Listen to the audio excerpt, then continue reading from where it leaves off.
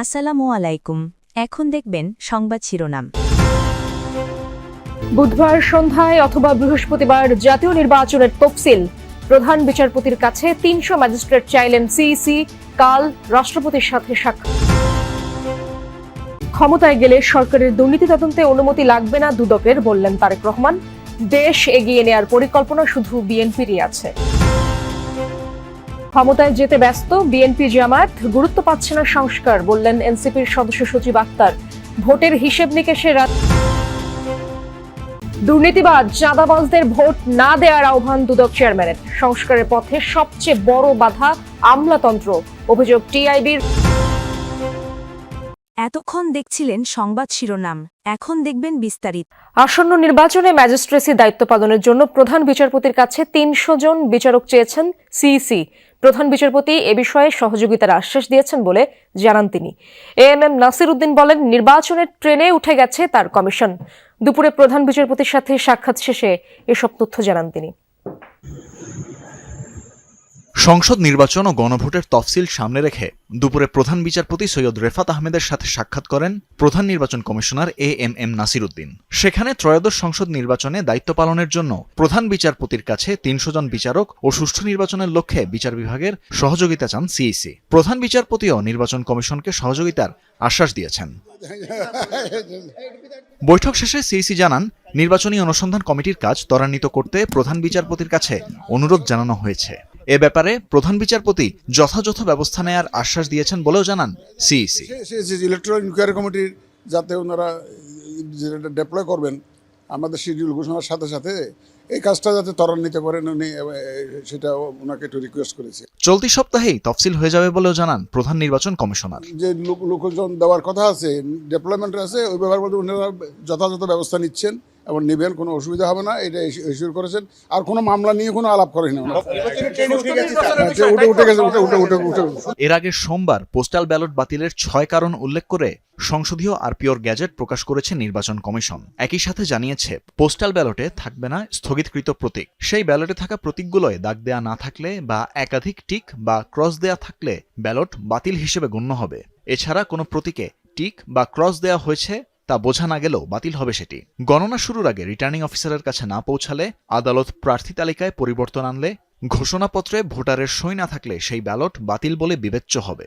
সংশোধিত আরপিওতে উল্লেখ করা হয়, পোস্টাল ব্যালটের জন্য রিটার্নিং অফিসারের কার্যালয়ে ভোট কেন্দ্র হিসেবে ধরা হবে। এছাড়া ব্যালট গণনায় রিটার্নিং অফিসার, একজন প্রিজাইডিং অফিসার ও কয়েকজন পোলিং অফিসার নিয়োগ দেবেন। এদিকে তফসিল ঘোষণার জন্য চূড়ান্ত হয়ে গেছে সিইসির ভাষণ। বুধবার রাষ্ট্রপতির সাথে সাক্ষাৎ শেষে সন্ধ্যায় কিংবা বৃহস্পতিবার ত্রয়োদশ জাতীয় সংসদ নির্বাচন ও গণভোটের তফসিল ঘোষণা করা হবে বলে নিশ্চিত করেন নির্বাচন কমিশনার আব্দুর রহমান এল মাসুদ। ৫ বার দুর্নীতিতে বিশ্ব চ্যাম্পিয়ন আওয়ামী লীগের অপপ্রচার, দুর্নীতির লাগাম টেনে ধরার ট্র্যাক রেকর্ড শুধু বিএনপির কাছে, মন্তব্য করেছেন দলের ভারপ্রাপ্ত চেয়ারম্যান তারেক রহমান। বিকেলে রাজধানীর খামারবাড়িতে কৃষিবিদ ইনস্টিটিউশন মিলনায়তনে বিএনপির দেশ গড়ার পরিকল্পনা শীর্ষক কর্মসূচির ৩য় দিনে ভার্চুয়ালি যোগ দিয়ে এই কথা বলেন তিনি। বলেন, দুর্নীতি দমনের ট্র্যাক রেকর্ড শুধু বিএনপিরই রয়েছে। দুদকের স্বাধীনতা নিশ্চিত করার প্রতিশ্রুতিও দেন তারেক রহমান। দুর্নীতি প্রতিরোধের পাশাপাশি আইনশৃঙ্খলা নিয়ন্ত্রণে নেতাকর্মীদের কঠোর হওয়ার আহ্বান জানান তিনি। নেতাকর্মীদের ৮টি আলোচ্য বিষয়ে আলোকপাত করে বিএনপির ভারপ্রাপ্ত চেয়ারম্যান বলেন, ফ্যামিলি কার্ড, কৃষি কার্ডের মধ্য দিয়ে নিশ্চিত করা হবে বঞ্চিতদের অধিকার। আমাদেরকে আরেকটি কাজে সফল হতে হবে, এটিও কাইন্ড অফ দুর্নীতির সাথে ওতপ্রোতভাবে জড়িত। যে কোনো মূল্যে আমাদেরকে দেশের আইন শৃঙ্খলা ব্যবস্থা ঠিক রাখতে হবে। বিএনপির ট্র্যাক রেকর্ড আছে, আমরা দুর্নীতির লাগাম টেনে ধরেছি। আর কে কি করতে পেরেছে, বিভিন্ন জনের বিভিন্ন ট্র্যাক রেকর্ড অতীতে আমরা দেখেছি, এবং তাদের কাছে কোনো প্ল্যান নাই। কথার ফুল জুড়ে দিয়ে রাষ্ট্র চলে না, কথার ফুল জুড়ে দিয়ে জনগণের পেটে খাবার আসে না। পরিকল্পনা লাগে কর্মসংস্থান করতে, জনগণের পেটে আহার দিতে, ভাত দিতে হলে পরিকল্পনা লাগে, প্ল্যানিং লাগে, যা একমাত্র আপনার আছে, যা একমাত্র এই দলের আছে। সংস্কার নিয়ে কথা বলছে না কোনো রাজনৈতিক দল, কিভাবে ক্ষমতায় যাবে তা নিয়েই ব্যস্ত বিএনপি ও জামায়াত, এমনটি মন্তব্য করেছেন এনসিপির সদস্য সচিব আক্তার হোসেন। বিকেলে জাতীয় যুব শক্তির প্রতিনিধি সম্মেলনে তিনি বলেন, সামনের নির্বাচন নিছক কোনো ক্ষমতার পরিবর্তন হওয়ার কথা ছিল না, একমাত্র লক্ষ্য হওয়ার কথা ছিল সংস্কার। কিন্তু নির্বাচনকে শোডাউনের নির্বাচনে পরিণত করা হয়েছে। আক্তার হোসেন আরো বলেন, ক্ষমতা কারা পাবে না পাবে এসব জরিপ করে মানুষের সংস্কারের আকাঙ্ক্ষাকে দূরে সরানোর চেষ্টা হচ্ছে।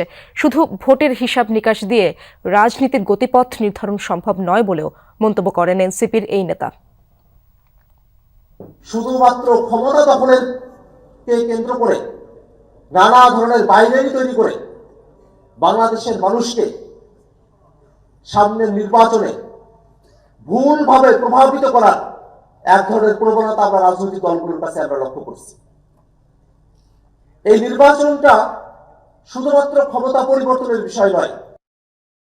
দুর্নীতিবাজ ও অর্থ পাচারকারীদের শুধু কারাগারে রাখলেই হবে না, তাদের সামাজিকভাবে ঘৃণা করার আহ্বান জানিয়েছেন অর্থ উপদেষ্টা ডক্টর সালেউদ্দিন আহমেদ। এদিকে ক্ষমতাচ্যুতরা পালানোর সময় অর্থের বিনিময়ে যেসব রাজনৈতিক সহযোগিতা করেছিলেন তাদের ভোট না দেওয়ার অনুরোধ জানিয়েছেন দুদক চেয়ারম্যান আব্দুল মোমেন। আন্তর্জাতিক দুর্নীতি বিরোধী দিবসের আলোচনায় এসব কথা বলেন তারা। নানা কর্মসূচির মাধ্যমে আন্তর্জাতিক দুর্নীতি বিরোধী দিবস উদযাপন করেছে দুদক। সকালে সেগুনবাগিচায় পতাকা উত্তোলন ও বেলুন উড়িয়ে দিবসটি উদ্বোধন করা হয়। পরে দুর্নীতির বিরুদ্ধে গণসচেতনতায় মানববন্ধন করে সংস্থাটি, যাতে সরকারি বেসরকারি বিভিন্ন প্রতিষ্ঠান অংশ নেয়।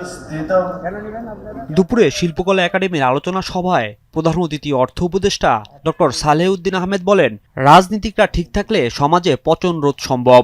রাজনীতিবিদের যদি কমিটমেন্ট বা সদিচ্ছা না থাকে তবে ফিশ রটস ফ্রম দ্য হেড, মাছের পতন হয় মাথা থেকে। এখন রাজনীতিবিদরা যারা আমাদেরকে শাসন করবে তারা যদি ঠিক থাকে তা সহজে সমাজে পতন ধরবে না এবং তাতেই দুর্নীতি কমে যাবে। অনুষ্ঠানে দুদক চেয়ারম্যান আব্দুল মোমেন বলেন, নির্বাচনে কালো টাকার ছড়াছড়ি আর দুর্নীতিবাজদের লাগাম টানতে সাধারণ মানুষকে সচেতন হতে হবে। আমরা যদি আমাদের শাসন করার জন্য দুঃশাসকদের রাখি, আমরা যদি সঠিক লোককে নির্বাচন না করি, যারা দুর্নীতিগ্রস্ত, যারা সন্ত্রাসী, যারা চাঁদাবাজ, তাদের যদি রাখি, তাহলে আমরা কেমন করে সুশাসন পাবো? এবং সেটাই একটা রিফ্লেকশন দুদকের উপরে পড়বে। এ সময় পাচার হওয়া অর্থ ফেরাতে সংশ্লিষ্ট দেশের হাইকমিশনগুলোতে দুদক কর্মকর্তা নিয়োগে সরকারের প্রতি আহ্বান জানান দুদক চেয়ারম্যান। আপনারা লক্ষ্য রাখবেন আমরা কোথায় কোথায় দুর্নীতি করি।